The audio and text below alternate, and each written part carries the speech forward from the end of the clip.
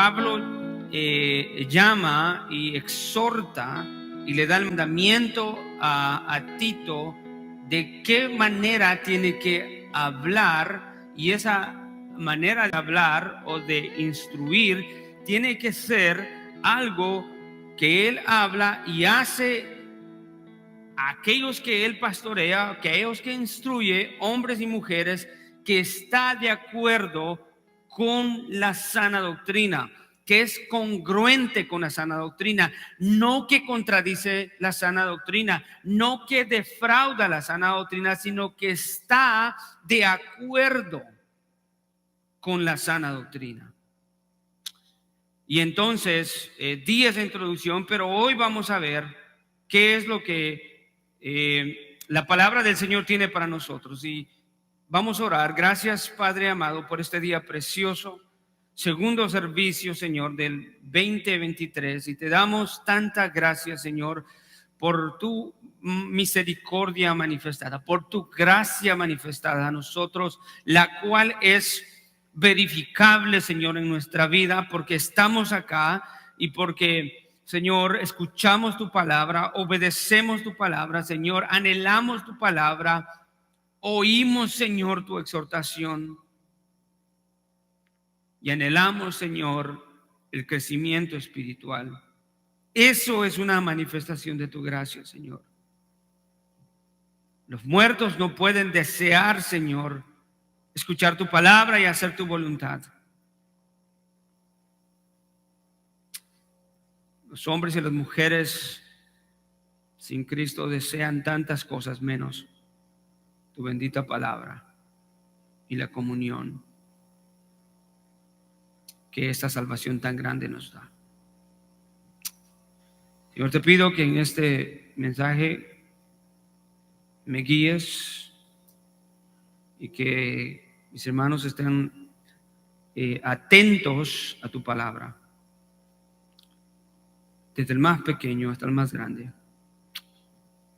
En el nombre de nuestro Señor y Salvador Jesucristo pedimos. Amén. Bien, entonces decía que vamos a hablar. El título de este mensaje es dando belleza al Evangelio. ¿Okay? Estaba buscando un título para este sermón y se me estaba ocurriendo a la hora de estar estudiando, y dije,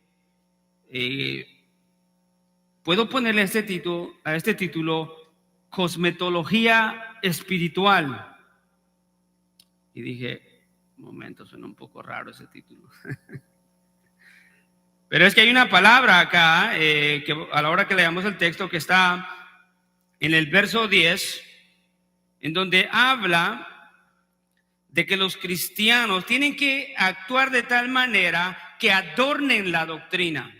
Y esa palabra es la palabra cosmos, que significa orden, arreglar o embellecer, darle belleza a algo.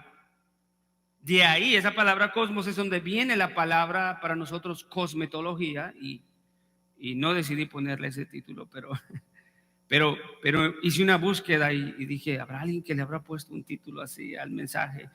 Y para mi sorpresa había uno, pero le puso cosmetología cristiana, y es un buen predicador. Pero en fin, no le puse cosmetología cristiana. Le puse al mensaje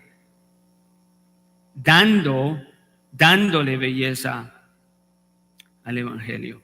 Y vamos a leer la palabra del Señor, Tito 2, del versículo 1 al 10.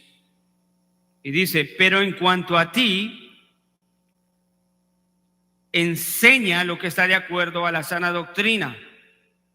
Los ancianos deben de ser sobrios, dignos, prudentes, sanos en la fe, en el amor, en la perseverancia. Asimismo, las ancianas deben de ser reverentes en su conducta, no calumniadoras ni esclavas de mucho vino, que enseñen lo bueno, que enseñen a las jóvenes a que amen a sus maridos y a que amen a sus hijos. La implicación en el verso 5 es que les enseñen a estas jóvenes a ser prudentes, a ser puras, hacendosas en el hogar, amables, sujetas a sus maridos. ¿Para qué? Para que la palabra de Dios no sea blasfemada. Asimismo, exhorta a los jóvenes, estos varones, a que sean prudentes. Pero Tito, muéstrate tú en todo como ejemplo de buenas obras, con pureza de doctrina, con dignidad, con palabra sana y irreprochable, a fin de que el adversario se avergüence al no tener nada malo que decir. Pablo dice, no de ustedes, sino de nosotros. La implicación es grande. Una mala actuación en nuestra vida cristiana como cristianos no solamente da una mala reputación personal, pero da una mala reputación al pueblo de Dios, injustamente. Versículo 9, exhorta a los siervos a que se sujeten a sus amos en todo, que sean complacientes, no contradiciendo, no defraudando, sino mostrando toda buena fe para que adornen la doctrina de Dios, nuestro Salvador, en todo. Esta es la palabra del Señor. Y bien, Pablo ha estado hablándonos acerca de la necesidad de líderes piadosos, espirituales dentro de la iglesia, porque hay una guerra, hay una batalla en contra de la verdad, en contra de la iglesia de Cristo. Una batalla que no puede provenir más que de las mismas tinieblas del diablo mismo, que quiere estorbar el evangelio.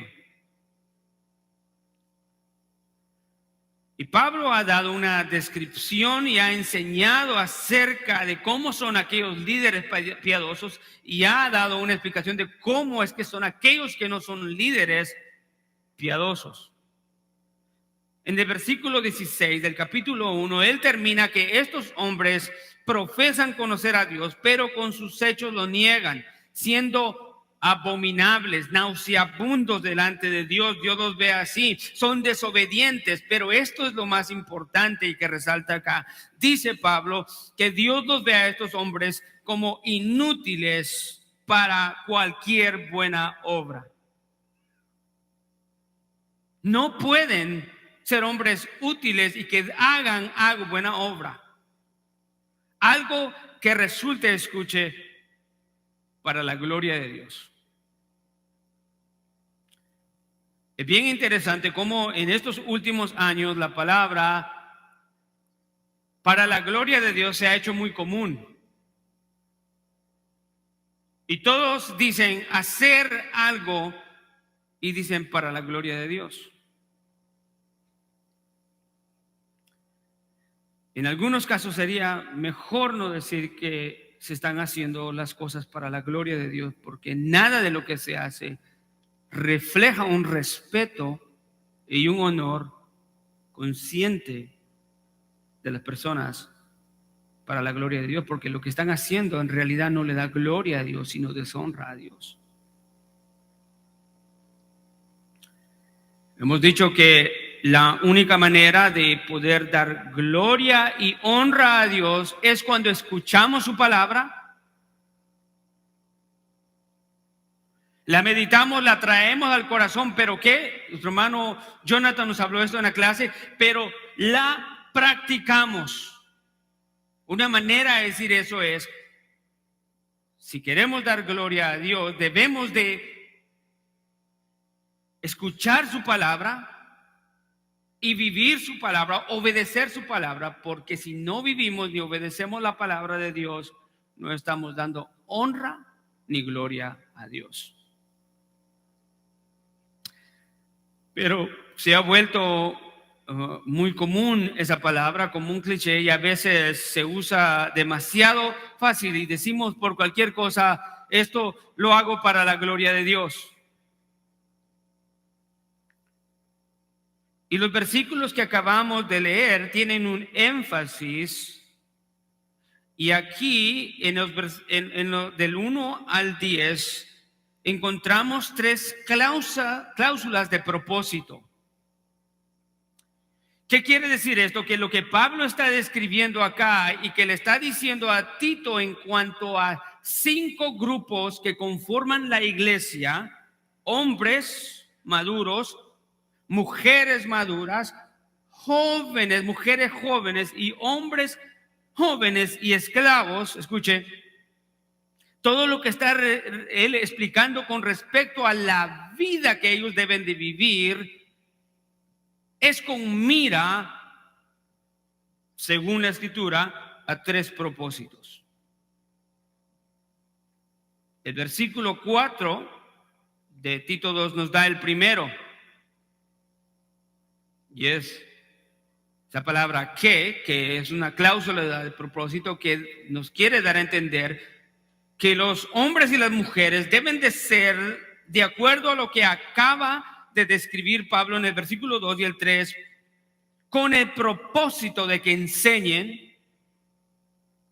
Entonces, el primer propósito es que a través de vivir una vida cristiana en conformidad al Evangelio, las personas aprenden, enseñamos a otros. Versículo 5 dice Pablo, la importancia de esto es para que la palabra de Dios no sea blasfemada. O sea, que no hablen mal de la palabra, que no vituperen la palabra, que no digan cosas que no son de la palabra. Una manera correcta de decir eso sería darle honor a la palabra de Dios a tal grado que tenga credibilidad delante de aquellos que nos escuchan. Porque con nuestros hechos podemos quitarle el honor y la credibilidad a la palabra de Dios, al Evangelio, o le damos credibilidad.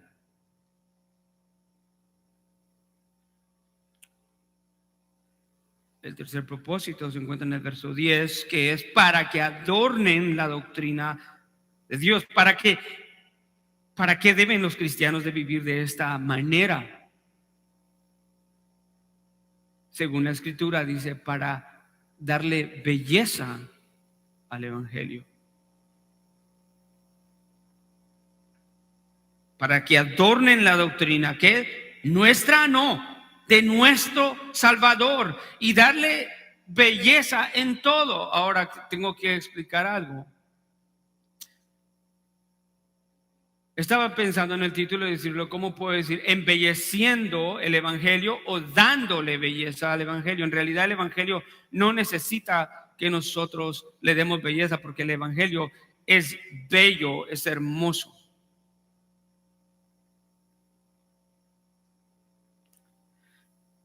Pero en cierto sentido, nosotros podemos vivir de tal manera en que podemos dar belleza al Evangelio, de tal manera que las personas vean y digan, qué hermoso es el Evangelio, yo quiero ir al Evangelio. Yo quiero ir a Cristo.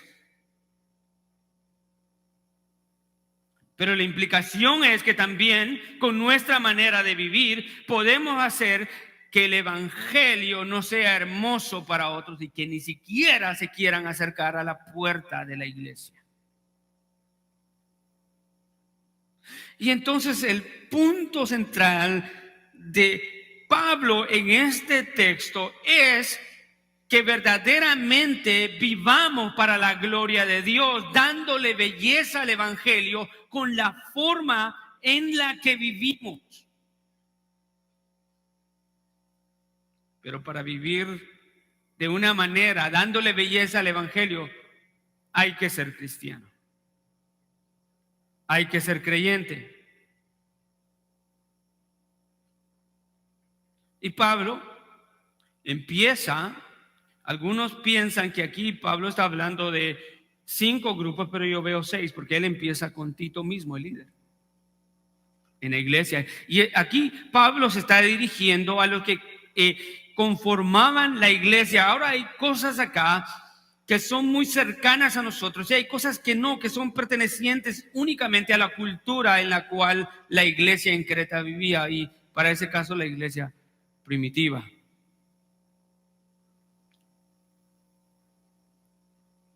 Un ejemplo de eso sería los esclavos. Nosotros no tenemos esclavos hoy en día. Nadie practica la esclavitud, por lo menos de una manera legal, ¿verdad? Si lo hace, está en pecado y sería algo malo, incorrecto delante de los ojos de Dios. Pero aquí Pablo habla, incluye a los esclavos, habla de la jerarquía familiar.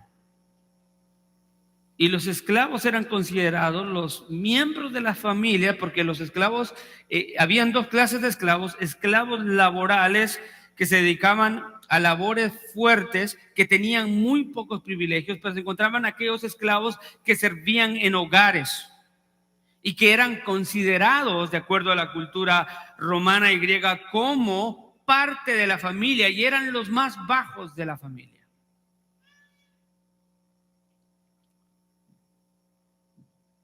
Imagínense lo que Pablo está haciendo acá. Él no está diciendo: un momento, no podemos hablar de la esclavitud.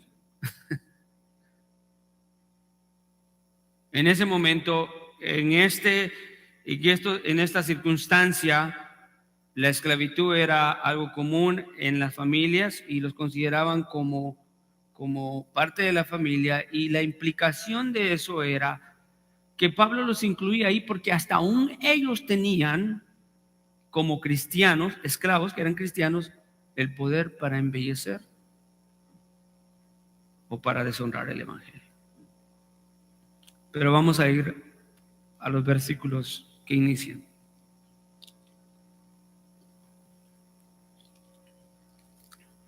Pablo dice: pero en cuanto a ti. Esto nos presenta con un contraste con lo que Pablo ha dicho acerca de los falsos maestros. Pero en cuanto a ti, enseña lo que está de acuerdo a la sana doctrina. Y ahora se dirige con instrucciones acerca de lo que es la implicación de que Tito enseñe todo aquello que está de acuerdo a la doctrina, que va a alcanzar a los ancianos. Aquí la palabra ancianos es la misma palabra que se usa en Tito 1 para describir a los pastores, pero acá no está hablando de pastores, sino está hablando de hombres maduros, hombres de hogar. Es asombroso que la palabra encontramos verdaderamente, aunque este orden familiar no completamente nos aplica a nosotros como iglesia, porque el aspecto de los esclavos, pero es hermoso ver cómo la escritura nos muestra el orden correcto de lo que debe ser la estructura familiar. Pues Pablo no le dice que se dirija primero a las ancianas, sino a los ancianos, a los hombres maduros. ¿Por qué? Porque ellos son los que deben de estar al frente. Ellos son los que siempre están al frente. En cualquier cultura, cristiana o no cristiana, encontramos unos conocimientos innatos que vienen en nosotros, en cómo Dios le ha dado ciertas características a los hombres. Y veía un programa con mi esposa hace unos días de unos nómadas en Rusia, en un lugar en donde casi nadie ha llegado, y yo veía cómo grababan las escenas de cómo vivían ellos. ¿Y sabe qué hacía el hombre? El hombre salía del hogar, ni siquiera es el hogar, sino era como una casa de campaña, a trabajar duramente, a arriesgarse afuera, y la mujer quedaba en el hogar y hacía comida, cocinaba y tenía el cuidado para sus hijos. Y cuando el esposo decía, nos vamos de este lugar, levantaban todo como con 1000 cabezas de ganado que tenían cuidando y se iban. Y la esposa trabajaba a la par y iba con él a donde iba. Interesante. Pero volviendo al texto, Pablo dice y describe 6 características acerca de los hombres creyentes, que se recuerda que cada una de estas características van con la intención o el propósito de embellecer el evangelio, no solamente de embellecer, pero como dije, de enseñar y de darle credibilidad a la palabra y de hacer atractivo el evangelio para otros. Tenemos que tener en mente todo esto. Y dice Pablo que los ancianos son hombres sobrios. La palabra sobrios quiere decir una persona con un juicio adecuado, en contrariedad a aquellas personas o aquellos hombres en este caso que no piensan sobriamente, que no son capaces de pensar por sí mismos porque están influenciados por otras cosas. En este caso, en esta cultura era muy común el vino.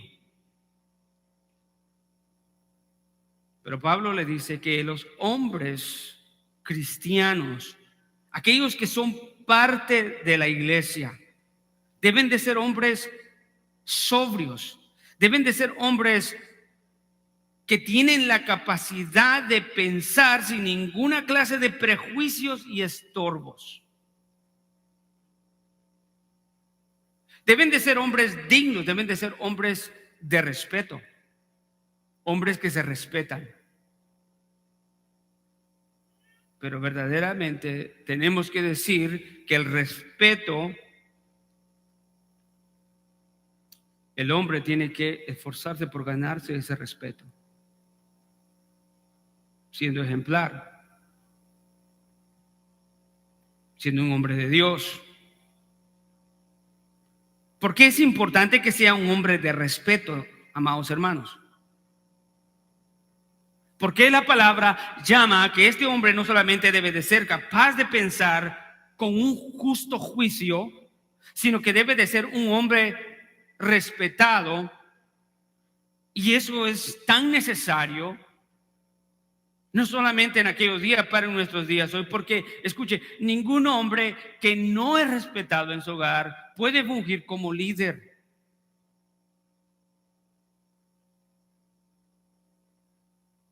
Es más, ningún líder en ningún lugar puede ser, escuche, avanzar y llegar a objetivos si no es respetado como líder.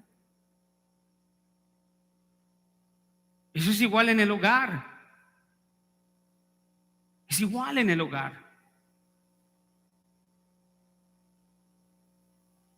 Por eso Pablo dice que estos hombres ancianos, los maduros, implícitamente sabemos que están al frente del hogar, deben de ser hombres de respeto. El problema de hoy en nuestra sociedad, escuche, es de que la sociedad ha enseñado que los hombres deben de ser hombres afeminados, hombres que no se respetan y que está bien.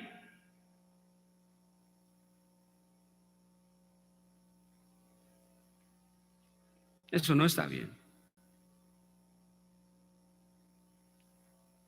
Un hombre que es líder de su hogar debe de ser un hombre que se da a respetar y que es respetado. Porque de otra manera, ¿cómo va a poder tener credibilidad o el poder de convencimiento para dirigir a su familia? Es necesario. Por un lado está que el hombre ha cedido por no tener problemas, ha cedido su lugar y dice, no, yo mejor ni digo nada porque no me quiero ganar problemas. Eso no honra a Dios, porque siempre debemos de ser hombres que hablan la verdad, hombres que hablan lo justo, hombres que imitan a Cristo, y con amor, con paciencia, siempre debemos de hacer lo que es correcto. Por otro lado está la sociedad, escuche, de las mujeres que están en contra de todo lo que el hombre es. Quieren un hombre en el hogar, quieren un hombre en la casa. Las jovencitas quieren encontrar un hombre, pero cuando lo tienen, lo hacen menos que un hombre. ¿A qué me refiero con eso? Lo hacen niño. Quieren decirle cómo ir, a cuándo ir, cómo pensar, a dónde voltear, a dónde no voltear.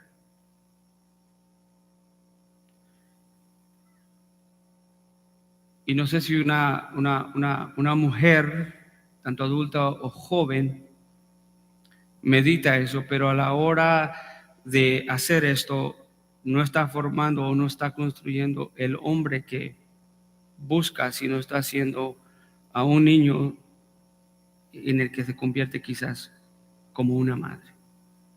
Y ninguna mujer, si le preguntamos a ninguna mujer, quiere a un niño como esposo.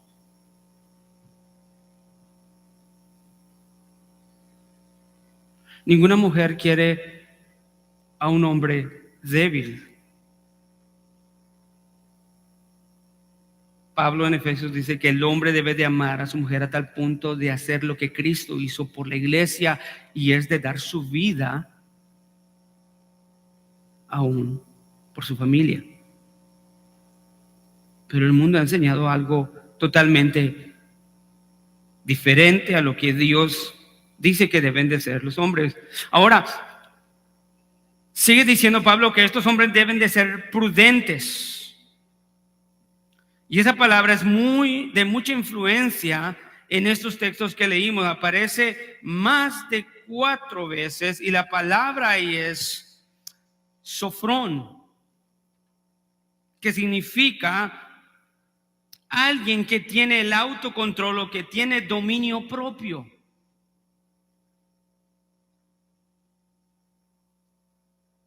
Pablo dice que estos hombres deben de tener dominio propio.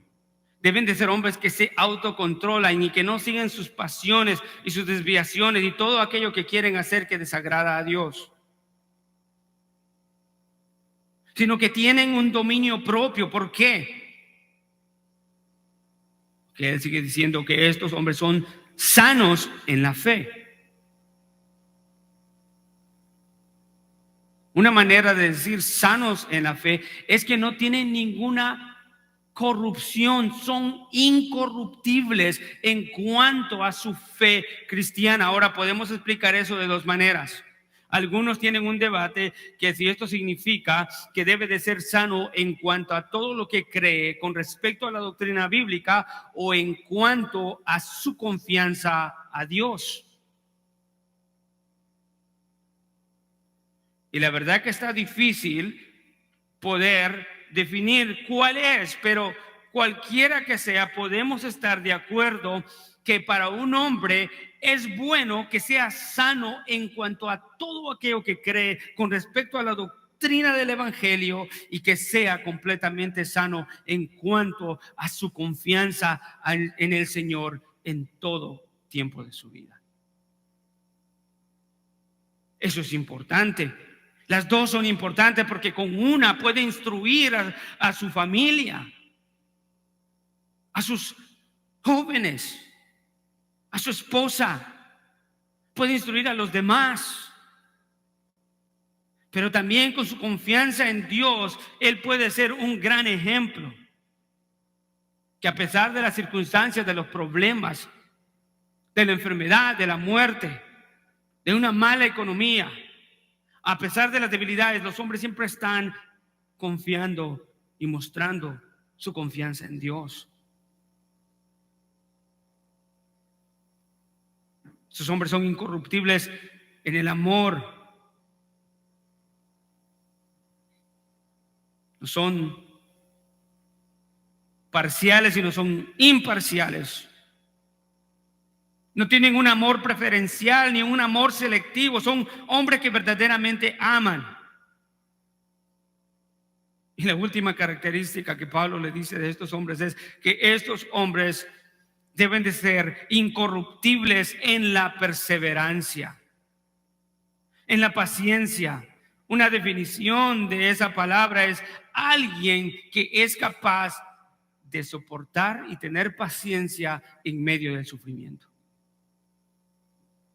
Cuán necesarios son las características descritas acá para cada hombre cristiano. Un hombre que a pesar de los problemas dice, siempre mejor no. El evangelio era una solución para mí hace un año, pero hoy no, y me voy.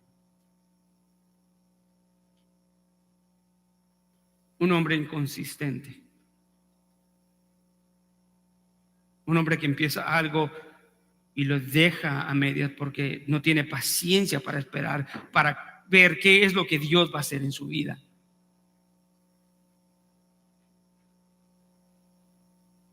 Estas características, describiéndolas a muy vuelo de pájaro, son tan importantes para el hombre de Dios. Y las implicaciones de eso que tienen en la vida familiar y en la iglesia.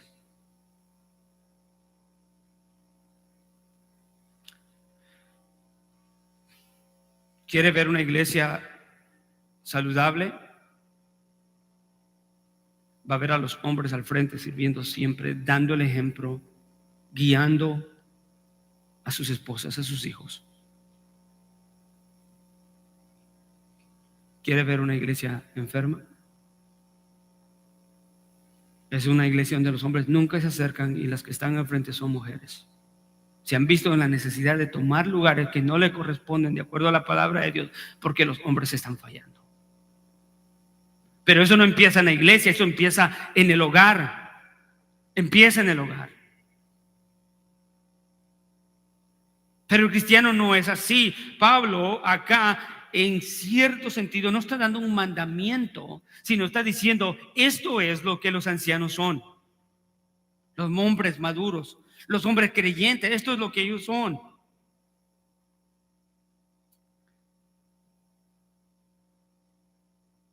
Y es sorprendente que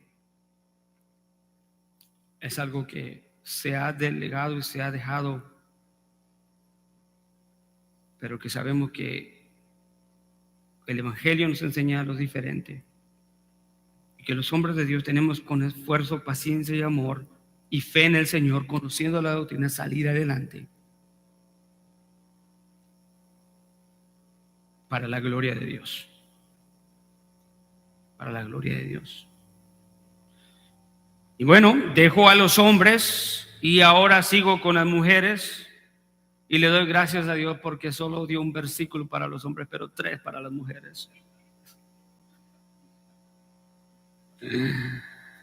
Y yo dije, es que definitivamente el Señor sabe que ahí está el problema.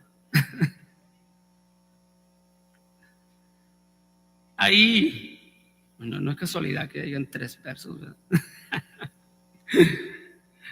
Vamos a ver qué es lo que dice la palabra del Señor con respecto a las ancianas. Ancianas no se refiere tanto a mujeres de edad avanzada. En estos tiempos la expectativa de vida eran 40 años. Había algunos que vivían 50 y 60 y ya estaban súper pagados. Imagínense, a mí me quedaran 2 años. Wow. Pero no se refiere, pero aquí Pablo usa esta palabra. Asimismo, las ancianas deben de ser reverentes en su conducta, no calumniadoras ni esclavas de mucho vino, que enseñen lo bueno, Hay un propósito aquí en el verso 4, como les dije, ¿cuál es? Que enseñen lo bueno. ¿Para qué? Para que enseñen a las más jóvenes a que amen a sus maridos. Aquí no estaba hablando de jóvenes en el sentido como nosotros lo conocemos hoy en día, de jóvenes solteras de 15, 17, 18 años. No, estas eran mujeres casadas, jóvenes casadas. El propósito era que estas mujeres sean y vivan de tal manera que enseñen a las jóvenes a que amen a sus maridos y que amen a sus hijos. Y sigue diciendo, a que sean prudentes, a que sean puras, a que sean hacendosas en el hogar, a que sean amables, a que sean sujetas a sus maridos. ¿Para qué? Para que la palabra de Dios no sea blasfemada. Parafraseado, podríamos decirlo, para la gloria de Dios. Porque darle honor a la palabra de Dios y darle credibilidad delante de los mundanos y no de hacer que difamen la palabra es vivir para la gloria de Dios.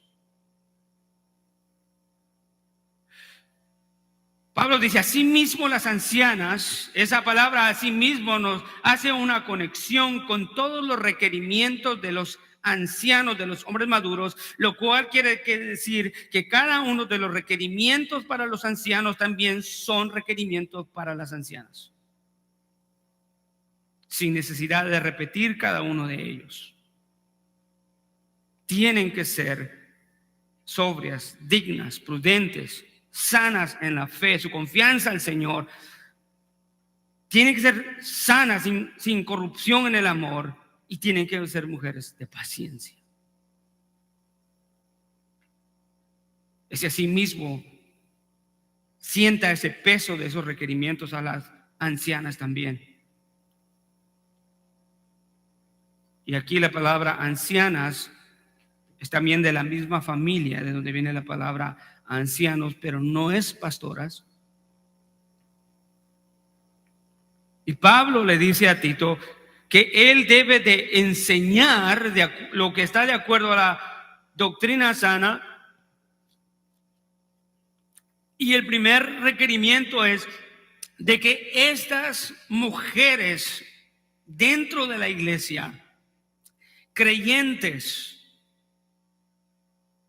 respetables, perseverantes, deben de ser reverentes. Cuando escuchamos esa palabra reverente, posiblemente en el español nosotros la contamos a respeto.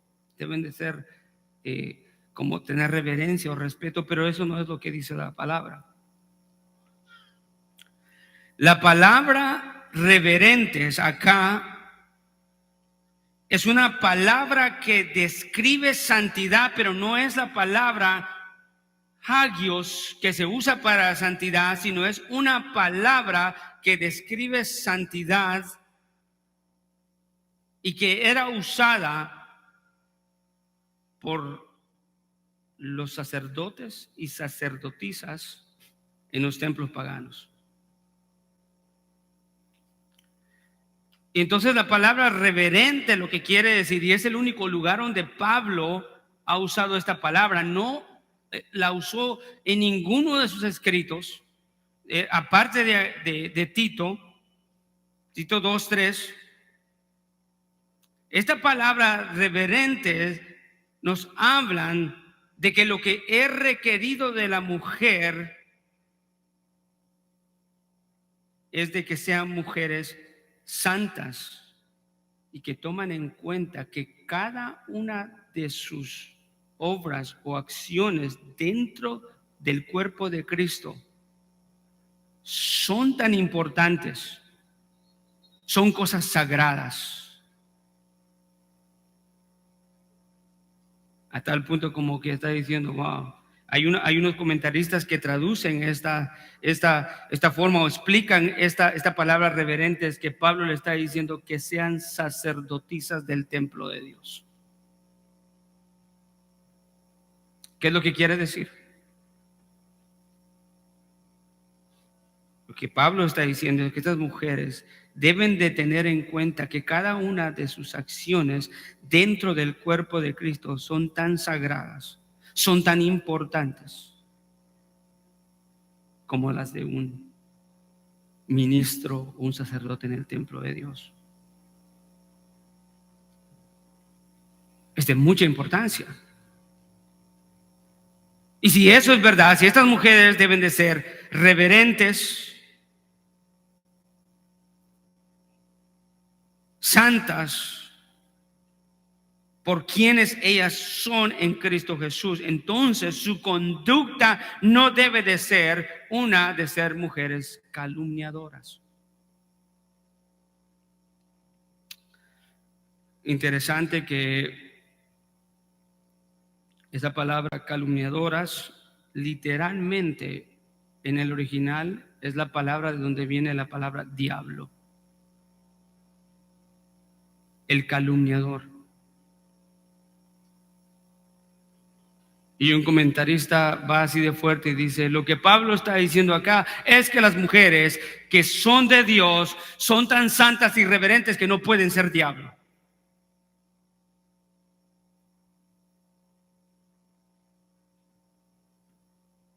Claro, una mujer no puede ser así. Una mujer cristiana no debe de ser así. Un hombre falla en no amar a las personas como las debe de amar, pero una mujer, ¿sabe qué? Destruye con su boca. Los hombres son más propensos a ser ásperos, abusivos, desconsiderados, pero las mujeres con más sutileza son más destructivas, sentándose a la mesa con una taza de café y un tecito, empezar a calumniar. ¿Verdad? Hermano, este es un llamado importante, porque es tan natural en la mujer que puede pensar que no está haciendo algo incorrecto.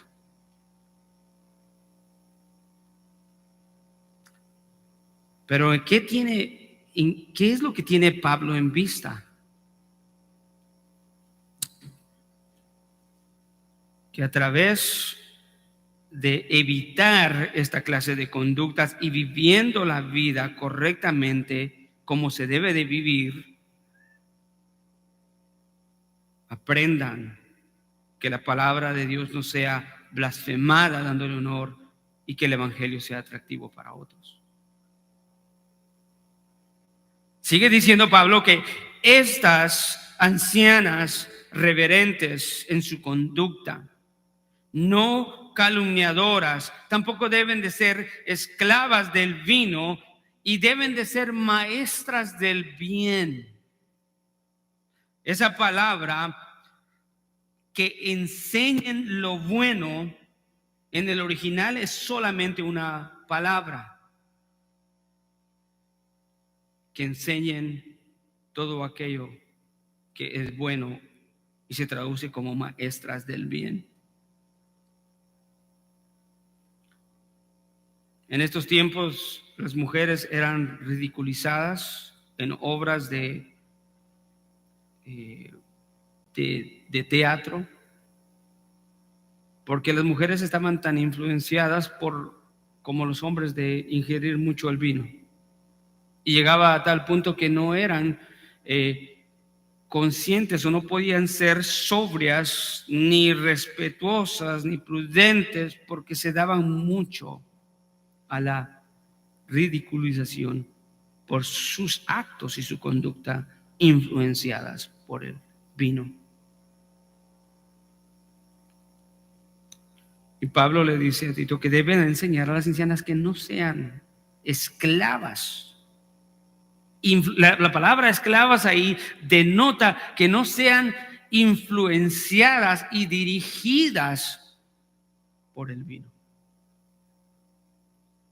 sino que todo lo contrario, sean maestras del bien. Ahora nosotros en nuestros días, claro, existe un problema de alcohol que no permite que los hombres ni las mujeres sean sobrios, y que en muchos de los casos ni siquiera sean respetables ni van a ser autocontrolados, ¿verdad? Existe eso, pero creo que no es la mayor fuente de pecado para el hombre y la mujer. Hoy en día los hombres y las mujeres no están influenciados tanto por el alcohol, pero sí están influenciados por los pensamientos mundanos.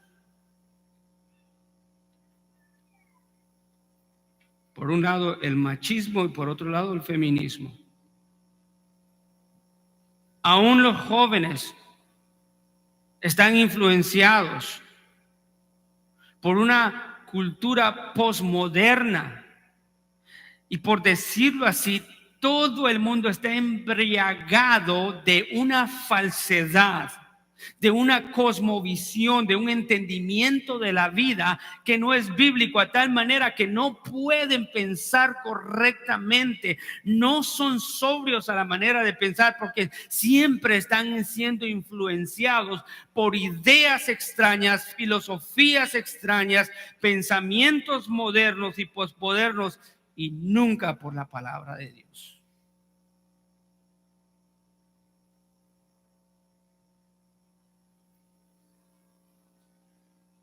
El problema de hoy no es estar embriagados de vino, sino estar embriagados de ideas anticristianas, antibíblicas.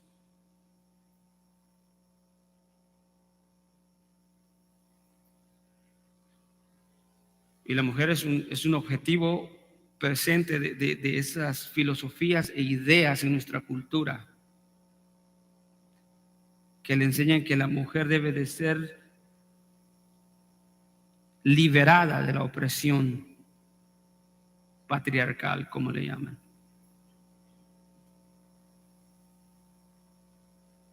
Y por ahí escuchan a hombres y mujeres aceptando estas ideas. En aquel tiempo eran: mujeres, no sean esclavas del vino, no sean influenciadas por el vino. Hoy en día es: mujeres, no sean influenciadas por lo que ven en la cultura, no sean influenciadas por lo que dice los libros de texto en universidades con respecto al género, a la familia.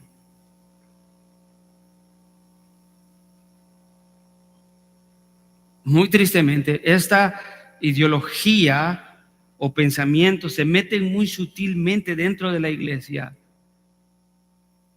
Y por un lado están los hombres que ceden, y por otro lado están las mujeres que boom, se levantan y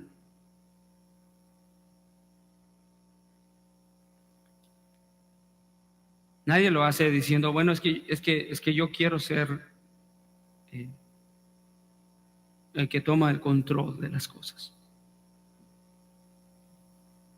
Todo se hace con una excusa y pretexto. Pero en estos tiempos también las mujeres, y es bien interesante que no era Tito ni siquiera los ancianos, tenían las cristianas maduras, reverentes, eran mujeres que tenían a cargo la enseñanza de las jóvenes. Y Pablo dice que estas mujeres deben de ser reverentes, deben de ser ejemplares, no deben de ser influenciadas por lo que este mundo ofrece, con el propósito de que enseñen a las más jóvenes. Deben de ser influenciadas con la palabra del evangelio para que puedan dejar un legado de la palabra de Dios a las jóvenes. Aquí Pablo no le está diciendo a Tito: tú enséñale a las jóvenes. No, que sean las ancianas, que ellas tienen que vivir de esta manera para que enseñen. El problema más grande que hemos visto en nuestras iglesias, y puedo decir esto en las iglesias hispanas, amados hermanos, es de que hemos vivido por años, décadas en religiosidad, mientras que los jóvenes, las jóvenes, se pierden y se van dejando a un lado sin ninguna clase de enseñanza, ni ninguna clase de ejemplo, ni siquiera de cómo ser padre, de cómo ser padre cristiano, de cómo ser un esposo cristiano, de cómo ser una mujer cristiana, de cómo ser una madre cristiana. Y el resultado es catastrófico. ¿Cuántas familias hemos visto que pierden a sus hijos? No solamente al mundo, pero muchas veces los pierden físicamente porque hasta mueren a causa del pecado que han entrado y las decisiones que han tomado. Entonces era importante que estas mujeres fueran así. ¿Por qué? Porque ellas tenían que enseñar a las jóvenes ciertas características o ciertas cosas que amen a sus maridos. La implicación es ahí que para ellas enseñar eso, ellas tenían que primeramente haberlo vivido o practicado.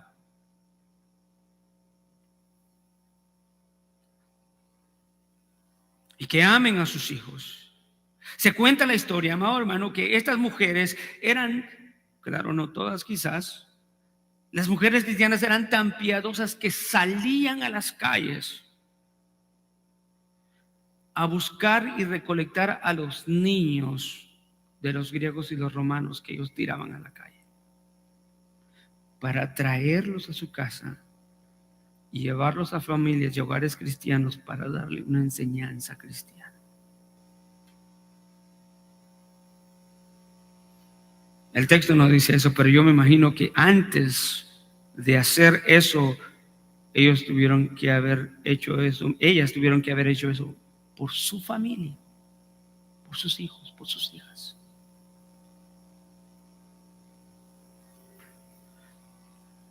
La bendición de influencia que Dios le ha dado a la madre dentro del hogar es poderosa.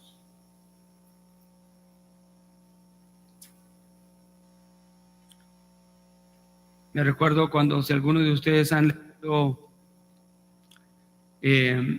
las confesiones de Agustín, de San Agustín de Hipona,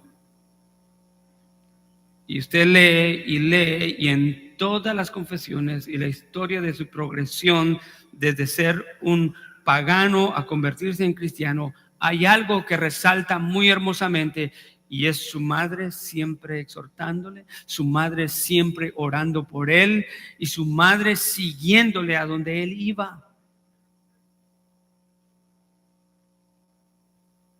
Qué gran ejemplo. Pero ¿qué es lo que hacen las madres de hoy en día? De acuerdo a la influencia embriagadora de la cultura, abandonan a sus hijos. Lo abandonan a la computadora. Lo abandonan a la instrucción de cualquier cosa que les quite el sacrificio de trabajar por ellos, los padres incluidos.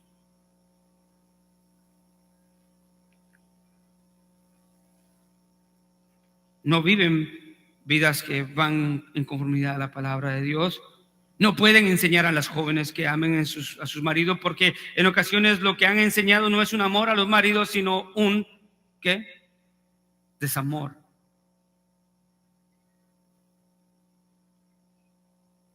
No pueden enseñar a que amen a sus hijos porque no aman a sus hijos. Pero las cristianas no son así.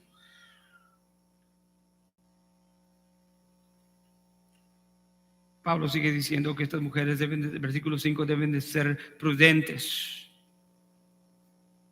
La misma palabra es sofrón, autocontroladas. Les deben de enseñar a las más jóvenes a tener dominio propio y a no ser influenciadas por las ideas o las pasiones. Deben de enseñarle a ser puras, hacendosas en el hogar.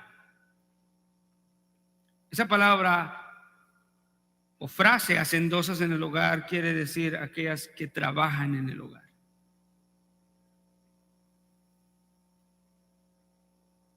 A ser amables, no ásperas, y sujetas a su marido, sumisión. Ahora, cuando llegamos a ese texto, no hay texto más atacado, no hay texto más mal interpretado, no hay texto más mal usado que textos como estos donde se enseña la sumisión de las mujeres a los maridos. Y hay grandes acusaciones en contra del cristianismo debido a esto. Pero ¿qué es la sujeción a los maridos? La sujeción a los maridos no significa, de acuerdo a la Biblia, desigualdad entre el hombre y la mujer.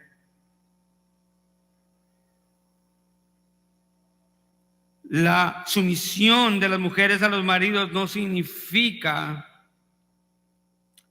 menos importancia de la mujer y más importancia para el hombre, no, de ninguna manera.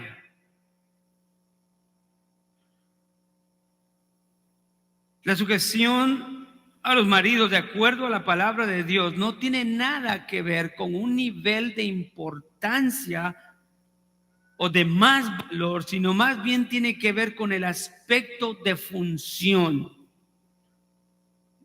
de la esposa en el hogar. Y la sumisión no solamente es para la mujer, es para el hombre. ¿Quién es la cabeza del hombre? Cristo. ¿Quién es la cabeza de la mujer? El esposo. Cristo alguna vez hizo algún complaint de decir, es que yo no puedo estar sometido en función al Padre. Al contrario, él dijo, yo no hablo de mí mismo, sino lo que he oído, eso hablo. ¿Quiere decir que la sumisión del Hijo Jesucristo al Padre es decir que Jesucristo es menos importante? No. Los que entendemos la doctrina sabemos que es una sumisión funcional, no de igualdad. Es igual con el hombre y la mujer. Pero esto tiene un propósito. Y es que el evangelio no sea blasfemado. Porque imagínese, amado hermano, en algo práctico. Como cristianos imagínese el poder y el privilegio que Dios nos da de embellecer a tal grado el evangelio. Eso es incomprensible.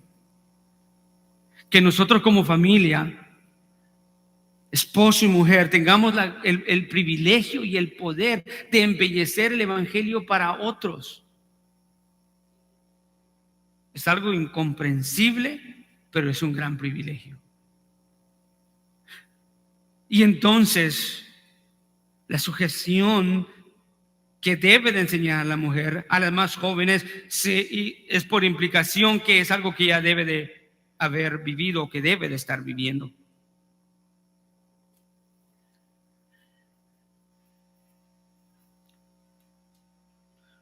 A veces que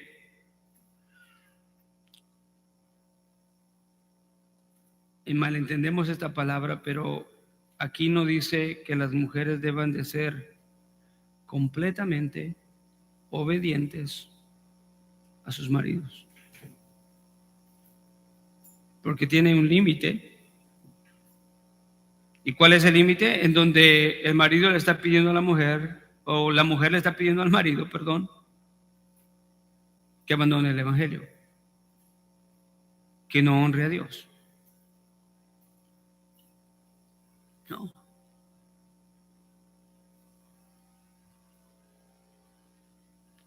Imagínense cómo será para el mundo ver de una manera práctica que un hogar cristiano que dice ser evangélico, creyente en la palabra de Dios, viva en un hogar en desorden, en donde ni el hombre asume su responsabilidad, ni la mujer asume su responsabilidad y su rol delante de Dios. ¿Será que eso dará a glorificar el evangelio o lo deshonrará? Es más seguro que lo deshonrará, y las personas verán y dirán y blasfemarán en contra del evangelio para ser como ellos. No quiero ser cristiano. Es una frase muy común.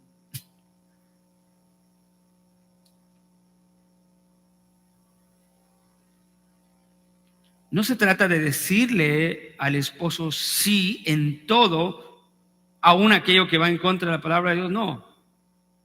Pero se trata de que Dios le ha dado un lugar, una responsabilidad y un rol al hombre, como también se lo ha dado a su mujer, a la mujer en su lugar.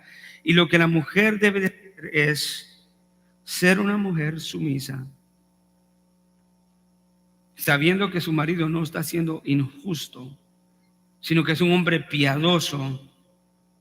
No debe de ver sus intereses primeramente, sino debe de ser una mujer con prudencia, sobriedad, dignidad, y aceptar gozosamente el diseño de Dios para su familia.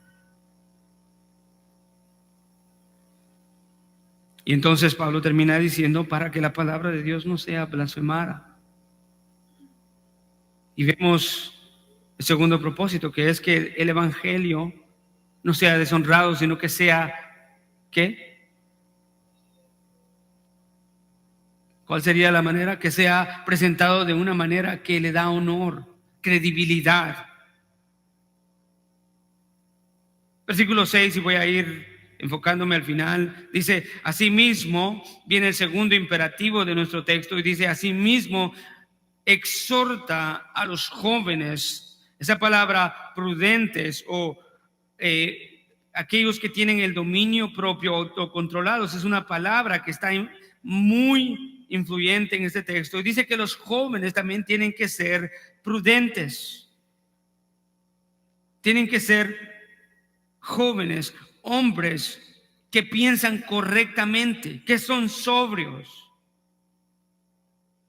A las jóvenes, a que amen a sus maridos, a que amen a sus hijos, a que estén en sumisión a sus esposos, a que sean amables, pero a los hombres que sean prudentes. ¿Por qué? Porque si hay algo que sabemos nosotros como padres o jóvenes que hemos pasado ahí, que si hay algo que existe en los hombres es la imprudencia. Ahí ve, nunca va a mirar a una jovencita parada en un carro corriendo a 20 millas por hora, ¿verdad? Pero sí ve a jóvenes haciendo esas locuras.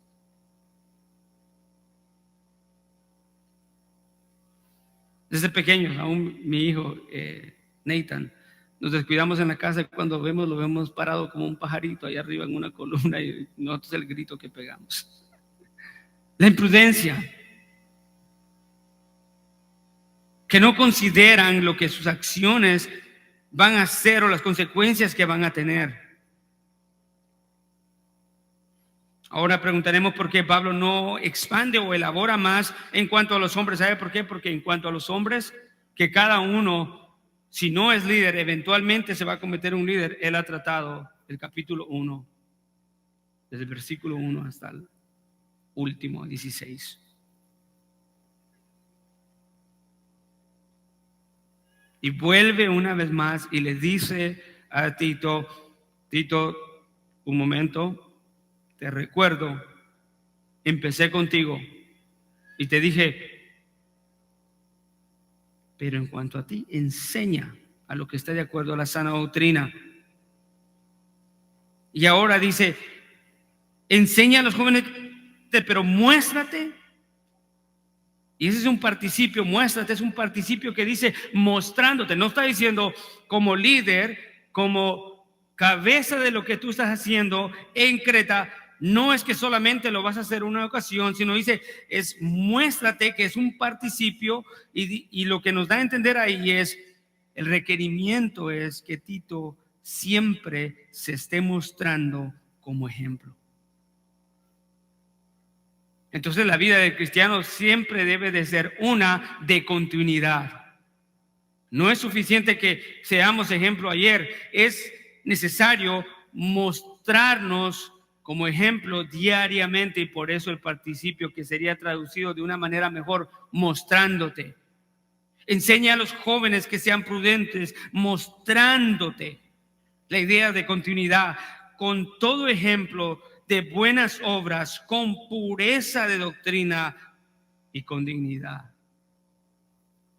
Mostrándote respetuoso, mostrándote como un hombre que es digno de respetar, con palabra irreprochable, que no tenga nada que decir, a fin, escuche, de que el adversario se avergüence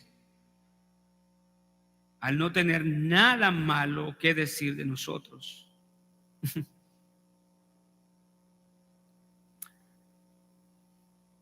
¿Qué adversario? Bueno, no se refiere al diablo, sino se refiere a todos aquellos que están en contra del evangelio. Aquellos que te están viendo como cristiano para ver cómo vives, cuándo sales, cuándo entras, cómo hablas, cómo vistes, cómo amas a tus hermanos o cómo hablas de tus hermanos. Y lo que Pablo le está diciendo a Tito aquí es que debes de vivir de tal manera el evangelio con una palabra sana y reprochable, con el fin de que el adversario sea avergonzado. O sea, que aquellos que no creen en el evangelio sean avergonzados al no tener que decir nada de ti.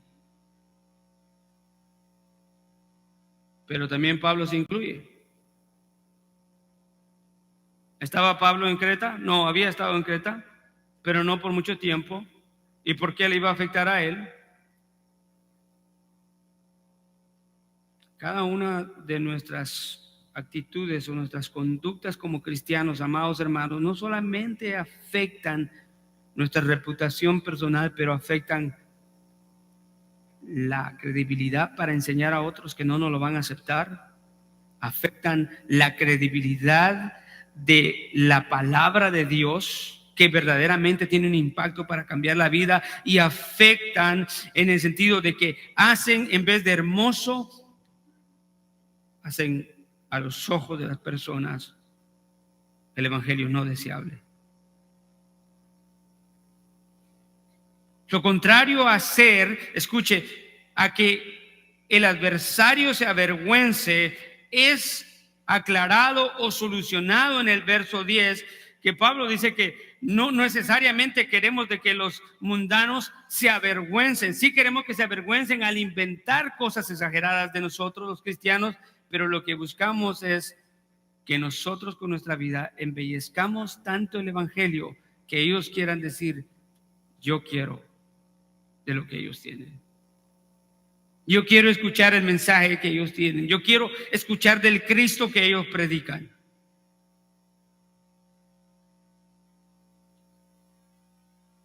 Termino en el verso 9 y 10 y dice: exhorta a los siervos a que se sujeten a su misión, a sus amos, en todo a que sean complacientes. Otro participio, no contradiciendo. Otro participio, no defraudando. Continuidad. Otro participio, sino mostrando toda buena fe, para que adornen la doctrina de Dios nuestro Salvador en todo. Y entonces, ¿qué vemos acá en la Escritura? Que los requerimientos y la enseñanza de la Escritura en esos versos de la conducta del cristiano, se recuerda, Tito, es como, por decirlo así, el evangelio de las buenas obras. ¿Por qué son las buenas obras? Porque verdaderamente viviendo de esta manera, no siendo inútiles para toda buena obra, porque somos creyentes, somos capacitados para toda buena obra, y a través de eso enseñamos a otros, damos credibilidad a la palabra de Dios, la Biblia, y hacemos hermoso el evangelio para otros. Eso es vivir para la gloria de Dios. No es para nuestro fin, es para el fin de Dios y su propósito. Bendito sea Dios por su palabra. Así que debemos de considerar, cuando el mundo ve nuestra familia, esposo, cuando el mundo ve tu relación con tu esposa, ve algo que aprender, ve y dice, wow, la palabra de Dios ha de ser algo bueno porque ha cambiado a este hombre. Quiero del evangelio. Y mujer, de la misma manera, cuando los cercanos ven tu trato con tu esposo, les enseñas algo, dicen yo quiero ser así, o dicen yo nunca quiero ser así.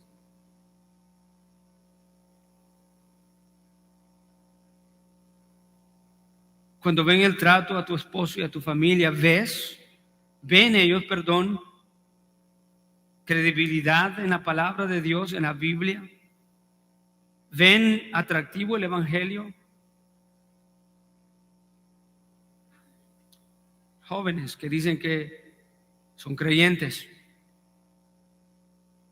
cuando hablan los unos con los otros, glorifican a Dios con sus palabras, o pretenden una cosa con sus padres y otra cosa cuando están fuera de sus padres. Entienden que la única manera de poder vivir correctamente es siendo creyentes, que van a intentar vivir de una manera correcta, pero nunca van a poder hasta que no se arrepientan de sus pecados y que no puedan venir a los pies de Cristo Jesús.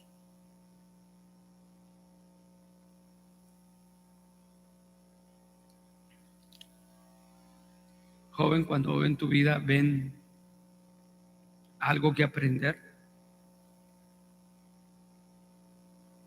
¿Le das credibilidad a la Biblia? ¿O es nada más que una excusa en la mano? Haces hermoso el evangelio para otros. Ese es el fin de la vida cristiana, amados hermanos. No vivimos la vida cristiana para ganar la salvación, ¿verdad? No, ya la tenemos. ¿Para qué vivimos la vida cristiana?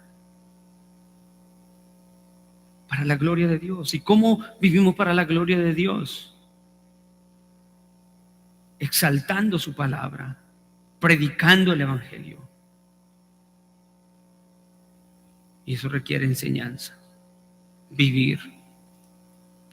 Gracias, amado Señor. Te damos gracias, Señor, por tu infinita misericordia, y te doy gracias porque a través de este estudio, Señor, de la palabra en el mensaje de hoy, pude ser bendecido de una gran manera. Padre, te pedimos perdón por cada una de nuestras actitudes, ya sea por ignorancia, Señor, por falta de enseñanza, que hemos aceptado tantas cosas dentro de nuestro repertorio de lo que es la vida cristiana que no debe de estar ahí.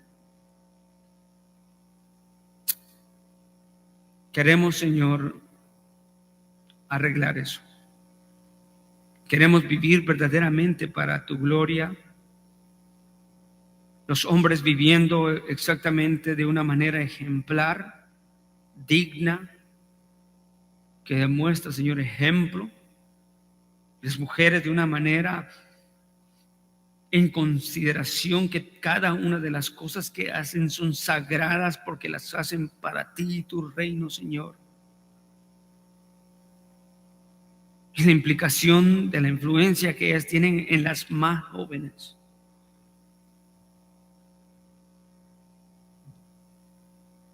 Ayúdale, Señor, a poder cumplir tu palabra. Ayuda, Señor, a los jóvenes, jovencitas, a aceptar tu palabra,